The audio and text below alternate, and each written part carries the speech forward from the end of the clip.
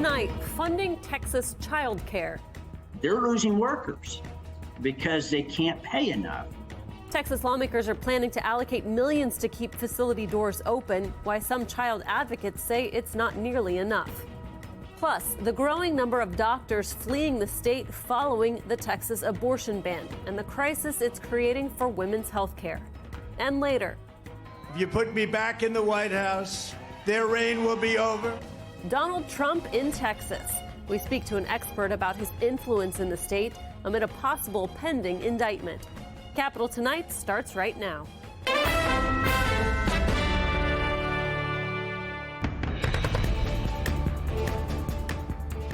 Thanks for joining us here on Capital Tonight. I'm Karina Kling. Texas lawmakers say they're pushing for more investments to better protect kids. During a hearing today on school safety, a House panel heard testimony on a priority bill that would require an armed security guard on each campus. When minutes and seconds count, this individual will be ready to actively engage a person looking to murder students and teachers. While it's controversial, that many security guards will also take money, and the House budget would spend $1.6 billion on school safety. Also, following the Uvalde school massacre, lawmakers want to boost funding for mental health care. When it comes to improving the state's beleaguered foster care system, they've proposed pumping in an additional $300 million to the agency's budget. And lawmakers are pushing for pay raises for public school teachers to keep them in the classroom. But some child advocates are pointing to what's not included in the plan, a big boost in funding for childcare. Our Charlotte Scott reports some say without it, they're headed for a crisis. The Caterpillar long. Childcare programs in Texas have relied on pandemic federal aid to keep the doors open for the past 3 years. About $6 billion federal dollars were distributed across the state, but childcare programs will start losing that funding this summer. A recent survey by the Texas Association for the Education of Young Children found that 44% of responding childcare programs indicated they could close within the next year. That worries the association's executive director. We see that tuition rates exceed what families can afford. We see that child care teachers are earning far less than what it takes to feed their families. And there really is a need for state funds to fill in the gap.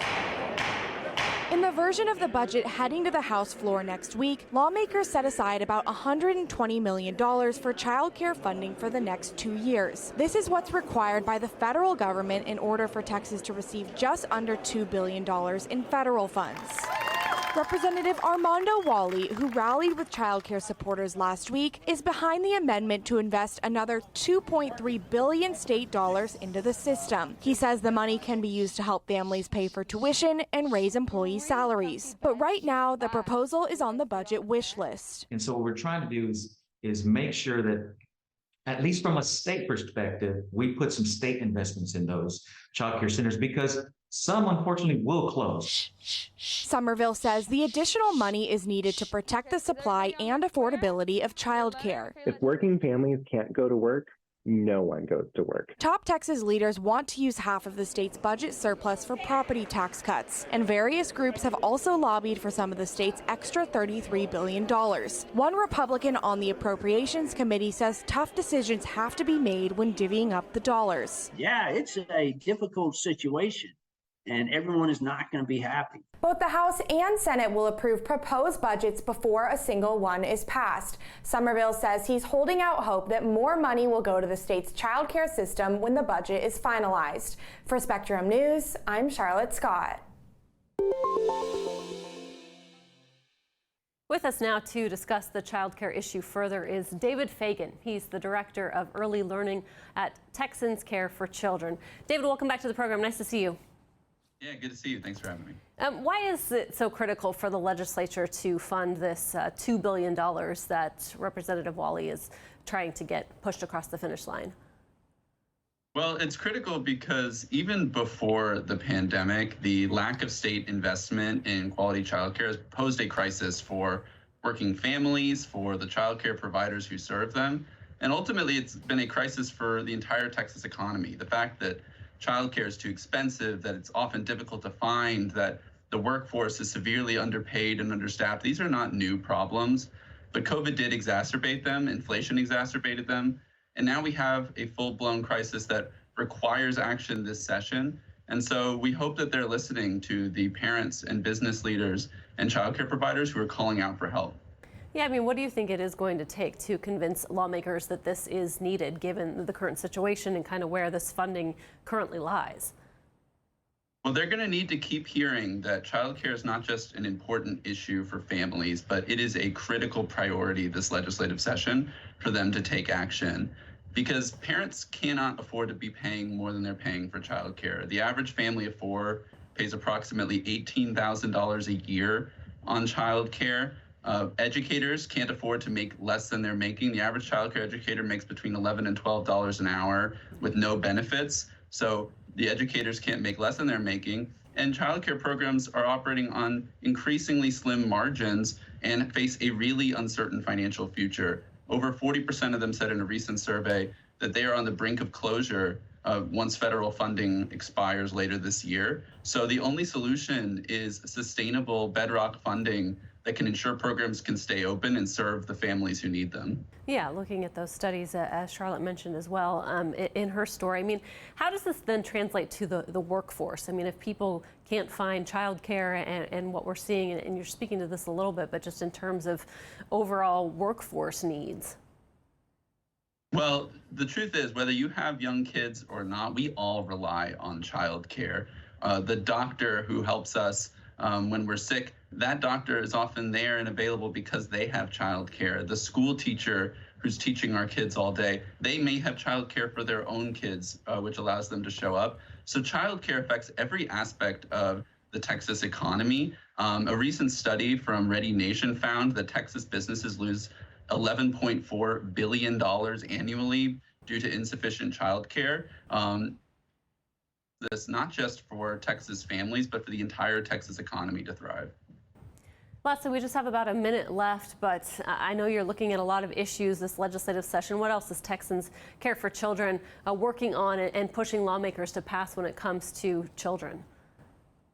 Well, early childhood education is a critical priority. We're also looking at ensuring that we have health coverage available for kids and moms. We're excited about the bipartisan momentum on issues like extending health coverage for new moms for a full 12 months after pregnancy. We're looking to improve services for children who can stay safely with their families, and when they can't, to be in a foster care system that supports their needs. And we want to improve and strengthen mental health in our schools and among children across society, because it's so important that children have access to mental health services that they may need. So it's going to take a whole child approach to make sure that children are supported this session, and we hope it's a great one for Texas kids. A lot of issues. We are watching David Fagan with Texans Care for Children. Thank you so much for your time. All right, thanks for having me. Let's get a check now of some of the other political stories making headlines across Texas. Lieutenant Governor Dan Patrick says he's not open to compromising with the House on property taxes. Patrick oversees the Senate, and his plan calls for lowering taxes by raising homestead exemptions, while the House's plan targets appraisal caps. Patrick told the Dallas Morning News the Senate bill would be more beneficial to seniors. He also said the House plan would undermine a 2019 law that requires cities to get voter approval to raise property tax revenue by more than 3.5%. State troopers will begin working with the Austin Police Department to beef up help for handling violent crime and traffic incidents. City and state officials made the announcement today.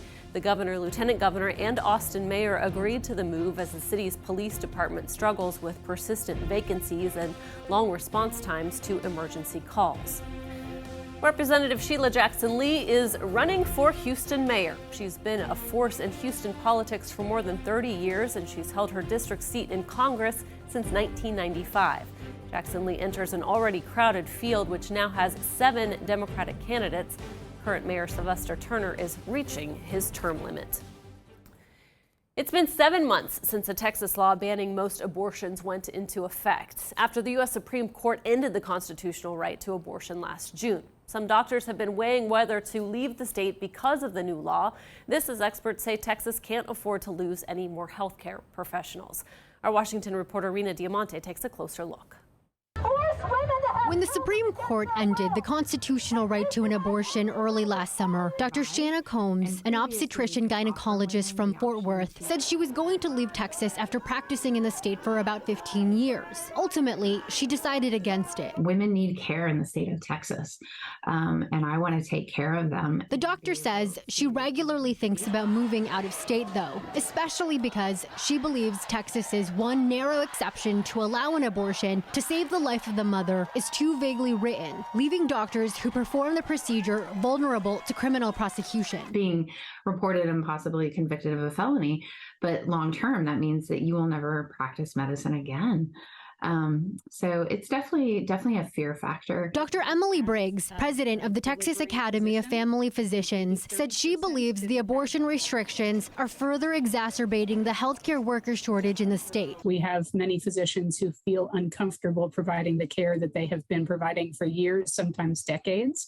And some of them have decided to leave, and many of them are contemplating leaving. We also have plenty of nurses who have left the field as well, and we already have a shortage in Texas. The confusion around the exception to abortion is underscored in a new lawsuit filed this month by 5 women and 2 doctors in Texas.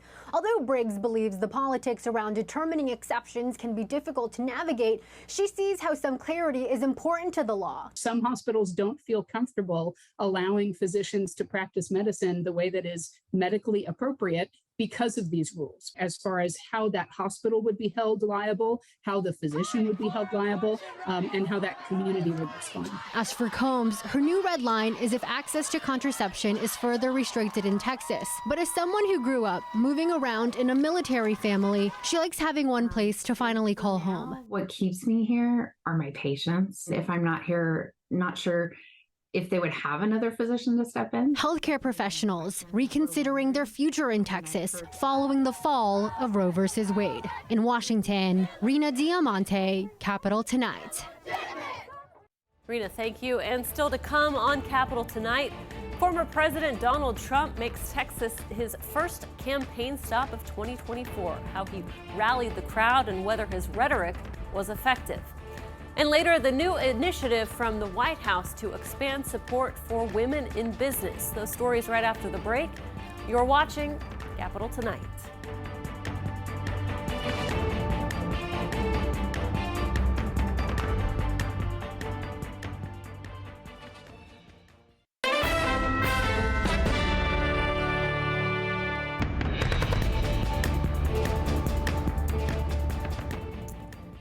Welcome back. On the brink of a possible indictment, former President Donald Trump kicked off his 3rd campaign for the White House Saturday in Waco. Thousands of undeterred supporters came out to cheer on Trump, proving he's still a major attraction in Texas. But even though it's a new campaign, Trump is still touting some of the same lines as 2020. Destroys America, or we destroy the deep state. They're either the deep state destroys America or we destroy the deep state, is what he just said there. Trump's rally comes as he's facing a possible indictment by New York prosecutors related to 2016 hush money payments made to adult film star Stormy Daniels. Much of his more than 90-minute speech was about how he was being unfairly targeted by prosecutors. Here to weigh in on the effectiveness of Trump's speech is Jennifer Murcia. She's a communications professor at Texas A&M University and focuses on American political rhetoric. Jennifer, welcome back to the program. Thanks for being with us. I know you just told me that you watched the 90-plus minutes of Trump's speech, so I'm sure you can weigh in on a lot of this. I mean, he didn't shy away from denouncing New York prosecutors. What about his approach? I mean, calling himself innocent and kind of the effectiveness of that rhetoric. Well, sure. Yeah. Anyone who's about to be indicted is going to call themselves innocent when they know the cameras are rolling and they're in front of a crowd. So that's not really a surprise. Trump's main strategy has always been to say that, they're really after you and not me. I'm the only thing standing in the way. And so therefore, his followers owe him their loyalty because he's supposedly fighting for them. And that's what we heard a lot of the other day.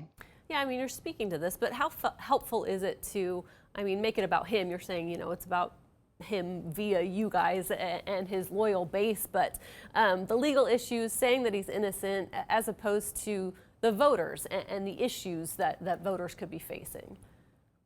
Yeah, there's nothing that Trump can say from the rally stage that's going to help him in the court of law. He can only make his case worse, obviously. But, you know, the biggest applause line I heard from Trump at his whole rally was when he told his crowd that this is really your country.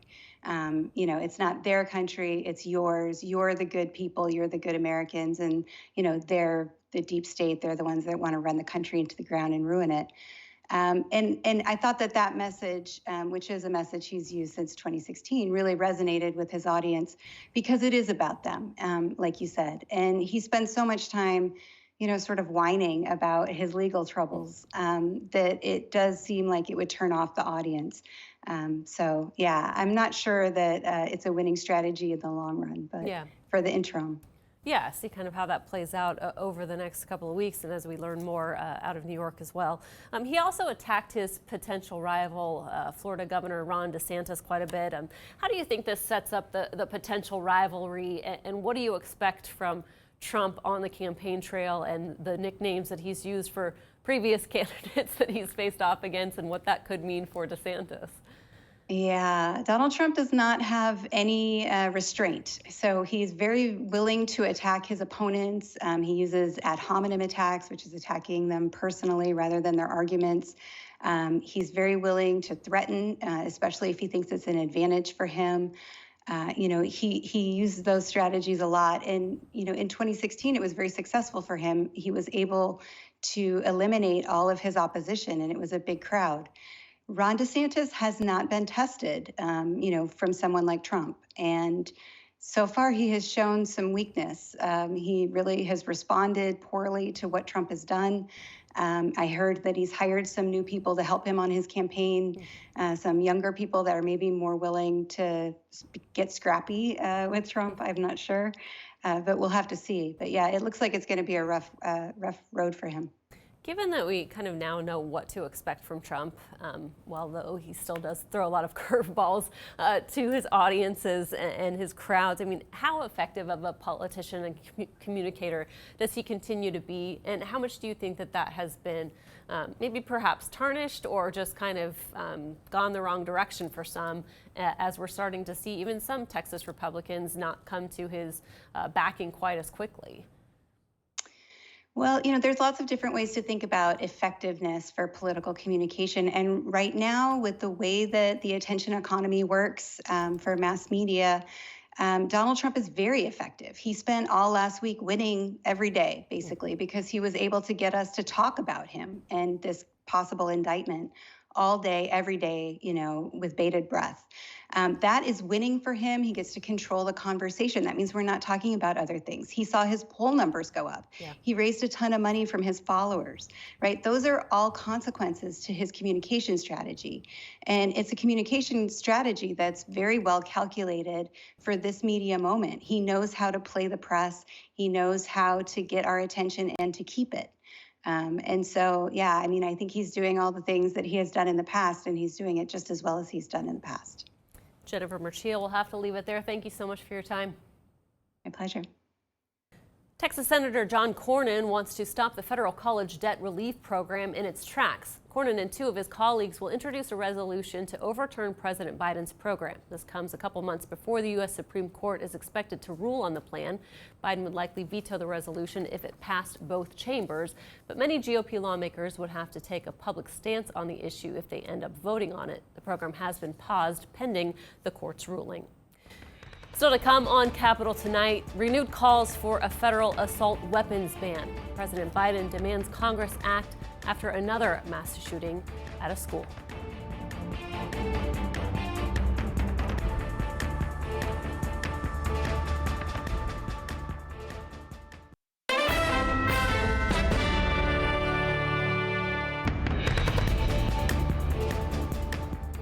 Welcome back to Capitol Tonight. President Joe Biden is once again calling on Congress to pass an assault weapons ban after a school shooting in Tennessee.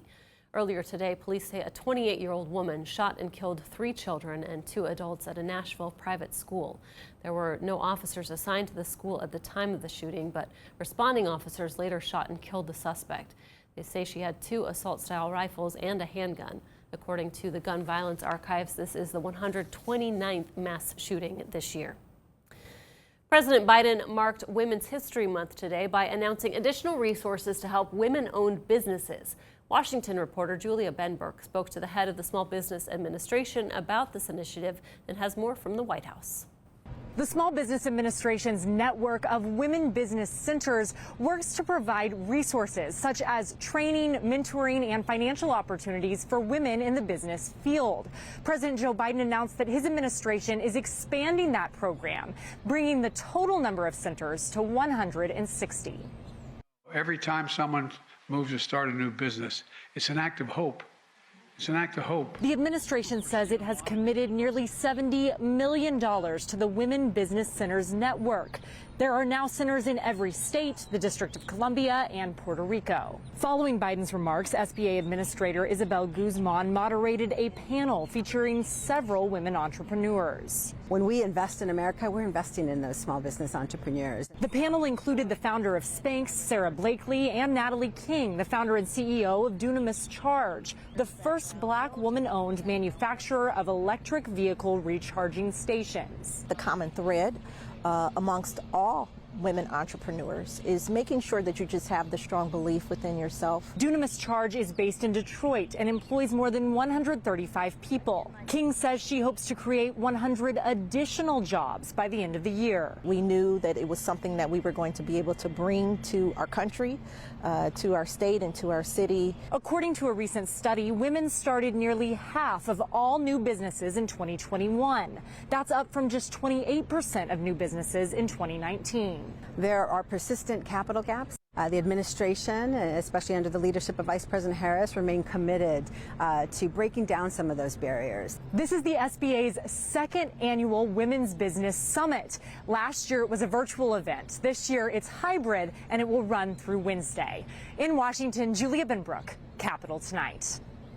And that is going to do it for this edition of Capital Tonight. We're back tomorrow with the latest in Texas politics. Until then, thanks for watching. Stay safe and have a great night.